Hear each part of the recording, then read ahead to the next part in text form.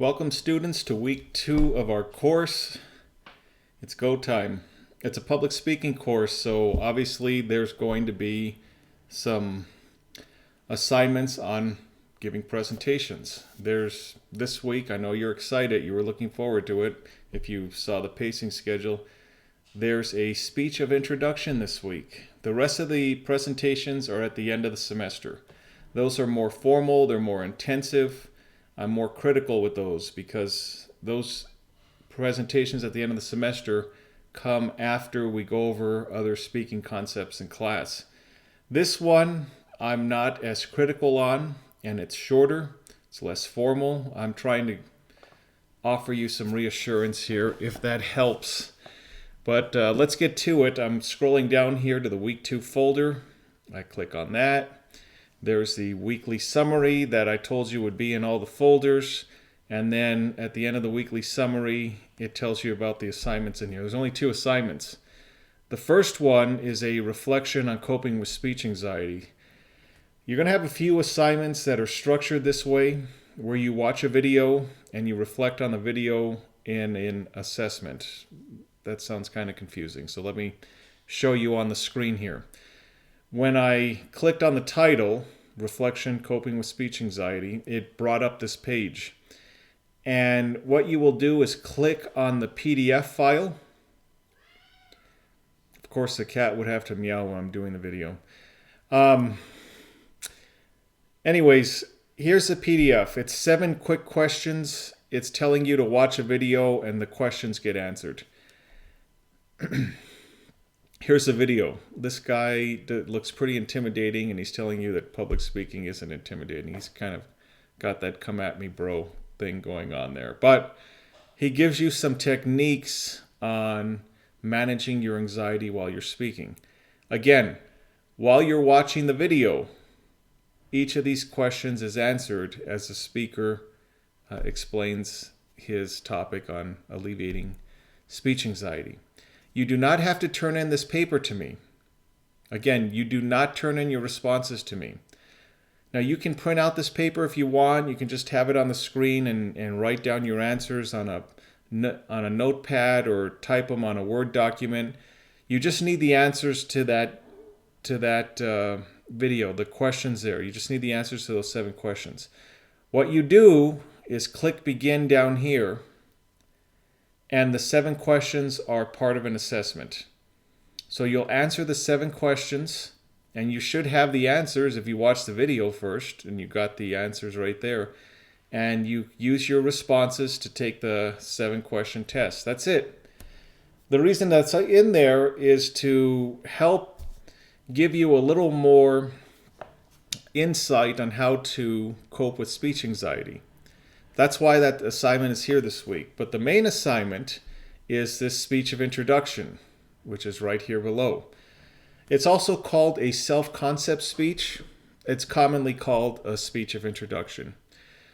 So there's a PDF file here. You click on that, and it gives you some insight here. You cannot sit in front of your computer, like I'm doing, and just read off of the screen. You can't do that. You need to stand up and present the speech standing up.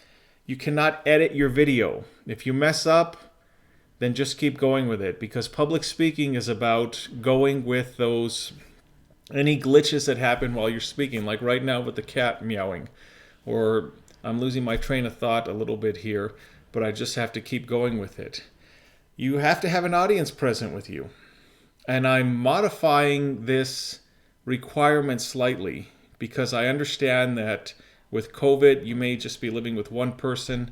And it says on this requirement sheet here to speak in front of 2 people. Now, I do have a YouTube channel, which I refer back to with videos.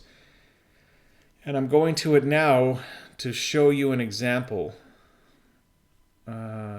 Well, first of all, the speech of introduction, or also known as a self-concept speech, there's an example of it here on my channel, and I linked it in the course for you. But I wanted to scroll down here. This will be a good one. So notice with this speaker, you can see their front side, and I only see the back heads of her audience. You have to record from this angle. Do not record from the side. Do not record from the back of you where I'm seeing the back of your head and the front of the audience. I need to be able to see you gesturing and for you to be standing up. If you want to have a makeshift podium, that's okay too. But you don't want to be clutching for dear life onto your notes, reading your notes. You want to have your notes down, or at least just one hand on your note, and gesture and make most of your eye contact with your audience. So know that those are some of the things that I'll look at there. I'm not overly critical on this first one, but these are some of the things that you should be practicing anyway. And then they're going to be especially, I'll be especially critical on them towards the end of the semester when you do your formal presentations. Okay, so with that said, the rest of the requirements are listed here. There's 4 things you're going to do. The first thing you do is get your audience's attention, state your thesis, and then you explain one aspect of your life. It's a speech of introduction. So I give you an example of different things you can talk about. And then you wrap up your speech by explaining how your topic is relevant to your audience, because public speaking is audience-centered. Now, you may just skip to the video below here and start watching it, but I highly recommend that you click on the speech outline example, because you have to turn in an outline to me as well as the video, and I show you what an outline looks like here with Roman numeral 1, bold it, Roman numeral 2, bold it, etc. There's the 4 parts of the outline you'll have to put together. You can start with a quote, you can do something surprising, you can start with a rhetorical question, but that's your attention getter. Your intention for the attention getter is to motivate your audience to be curious, to be attentive to what you're about to discuss in your speech. So I give you an example here in a quote, I give you an example here in a thesis statement, and I give you an example here in the body of the speech, and I especially give you an example of how to make your speech topic relevant to your audience. So one of the best things for me when I was a student was when the instructor showed me examples of what I had to turn in. And so I'm trying to extend that courtesy to you by showing you an example of a speech outline and then showing you an example of a student actually giving a presentation like the one I'm asking you to give, which is right here on the bottom of the screen. When you click on this presentation, I edited the presentation to include descriptions all the way through. What does that mean, sir? Well, let me show you. I've got the volume all the way down for this on purpose because I don't want to be competing with the audio. But I basically want to show you, notice the descriptions coming up on the bottom. I let you know when the student is in their attention-getting statement. I let you know when the student is giving the credibility statement, when they're previewing their points. I let you know when the student is describing aspects of the speech. I guide you through the student's speech. So again, it says self-concept speech. It's commonly called the speech of introduction, but it's the same type there. It's not a different kind. So I give you an example of an outline, and then I show you a student giving that same type of speech. I want you to also notice the student is standing up, and you'll also notice I can see the tops of the audience's heads right there. Let me see if I can pause it. There we go. You can see the tops of the audience's heads there while the student is speaking. All right, so you're going to click on the title of this assignment. This is to submit it. And on the bottom here, you will browse your local files and attach your outline, either in a Word or a PDF format. If you're using an Apple computer, a MacBook, an iMac, it comes with Pages. Pages is the word processing documents that Apple uses. Pages actually converts your your documents into either a PDF or a Word document, even if you don't have Microsoft Office on your computer, Microsoft Word. By the way, as an EPCC student, you get Microsoft Office for free. So just Google it at the top, EPCC, Microsoft Office for free, and you'll see the steps to download it. Well, I don't have PC, sir. I have a Mac. Well, with Apple computers, you can have Microsoft Office, the Microsoft Office program on your Apple computer as well, your MacBook Pro, your MacBook, your iMac. All right, so you'll browse your computer, attach your speech outline either in Word or PDF format, and then you're going to click Write Submission. And you're going to take your video, which you uploaded to YouTube.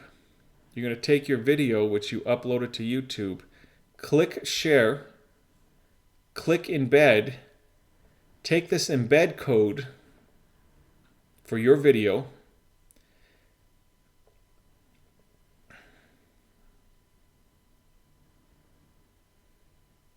now notice what I did here. There's only half of the bar, so I click these dots. It brings up the rest of the menu items. I click this item. I paste that embed code, and then I click Save, and the video is embedded right in the course, and I hit Submit. So I've attached my outline, and I've embedded my video, and I'm good to go.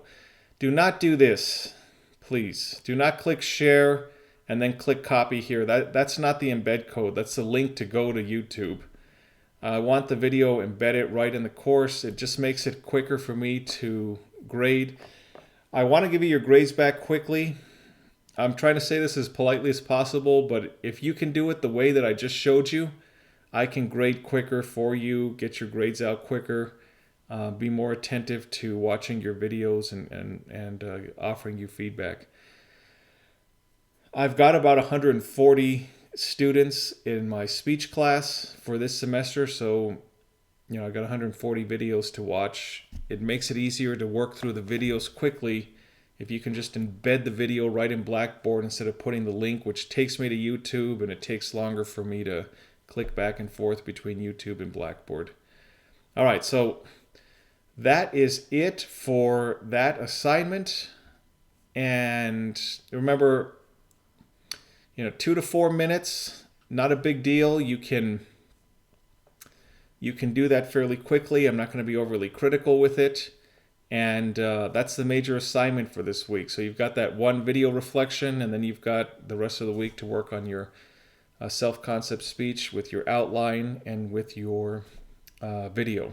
If you have any questions, comments, or concerns, remember to shoot me an email in the course over here on the left side of the page, and I'll be happy to answer it. I hope you have a wonderful start to your week.